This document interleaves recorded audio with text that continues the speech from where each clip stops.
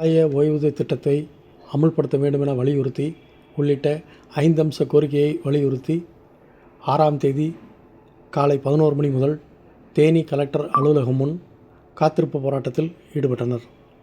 தமிழ்நாடு சத்துணவு மற்றும் அங்கன்வாடி சங்கங்களின் கூட்டமைப்பு சார்பில் கடந்த 3 தினங்களாக தேனி நேரு சிலை அருகே சாலை மறியலில் ஈடுபட்டு 500க்கும் மேற்பட்டோர் நாள்தோறும் கைது செய்யப்பட்டனர். இதனைத் தொடர்ந்து பழைய ஓய்வூதிய திட்டத்தை அமல்படுத்த வேண்டும் என்று வலியுறுத்தியும் 70 வயது பூர்த்தியான ஓய்வூதியதாரர்களுக்கு 10% கூடுதல் ஓய்வூதியம் வழங்க வேண்டும் உள்ளிட்ட 5 அம்ச கோரிக்கையை வலியுறுத்தி